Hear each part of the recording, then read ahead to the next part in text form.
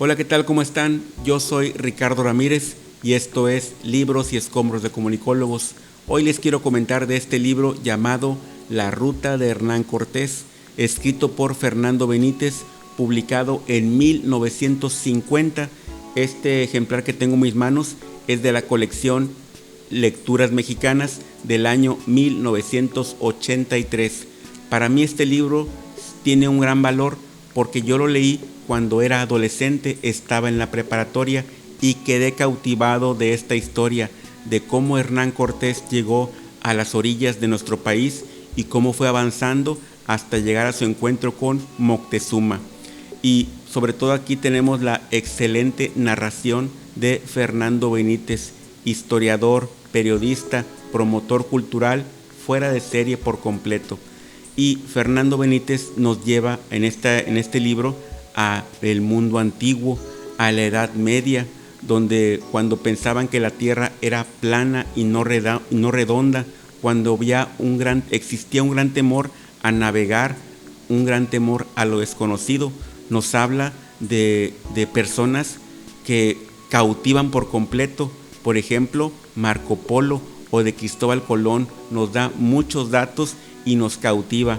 Y también nos habla, por supuesto, del personaje principal, Hernán Cortés, cuál fue su formación y cómo fue que llegó a ser el líder de esta expedición, que comienza cuando él llega a la isla de Cozumel, donde ahí ya vivían dos españoles entre los indios. Uno de ellos lo acompañó en esta aventura. Narra cómo hace el recorrido por las orillas de la península de Yucatán, por todo lo que es el Golfo de México, de Veracruz. También en esos momentos fue cuando llegó al encuentro como protagonista la Malinche, la Marina y Doña Marina, increíble. Y cómo fue que fundó el primer ayuntamiento de América, la Villa Rica de la Veracruz. Algo que me cautivó desde aquel entonces que leí este libro cuando yo era adolescente, fueron la forma de comunicarse con los indígenas. Era todo un protocolo, tenían que hacerse regalos, reverencias, hablar por aquí y por allá para poder entenderse en un ambiente respetuoso y muy diplomático. El idioma era casi un obstáculo, pero fue superado. La persona que encontró Hernán Cortés en Cozumel hablaba español y el maya, y la Marina, Doña Malinche, hablaba maya y náhuatl. Entonces, en resumen, cuando Cortés quería preguntarle algo a los indígenas, hacía la pregunta en español y después la persona de Cozumel traducía del español al maya para la Malinche y la Malinche traducía del maya al náhuatl para los indígenas y luego al revés. Todo un proceso, pero lograron comunicarse y aquí se demostraron también las dotes de la Malinche para la diplomacia. Nos habla, el libro se llama La Ruta de Hernán Cortés porque nos va describiendo qué fue haciendo día a día, qué fue lo que encontró a su paso. Nos pinta cómo era la estructura del mundo indígena, donde el líder era el emperador Moctezuma, que tenía sojuzgados a todos los pueblos. Me gusta mucho cuando Fernando Benítez explica, por ejemplo, en Cholula ocurrió tal cosa, los españoles llegaron, hicieron esto y aquello, y luego en Zempoala pasó tal cosa, episodios históricos.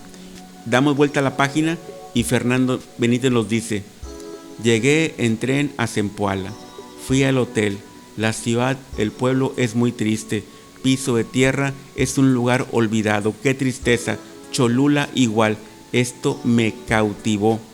Pero sobre todo lo más interesante es cuando descubrimos que el imperio de Moctezuma tenía pies de barro y fue cuando Hernán Cortés empezó a hacer alianzas con los indígenas y pues eso le permitió llegar hasta la Ciudad de México, a Tenochtitlan, a entrevistarse con Moctezuma. Recordemos que Hernán Cortés y mucha gente, los españoles tenían un objetivo: encontrar riqueza, el oro, pero bueno, eso quizás fue cambiando un poco.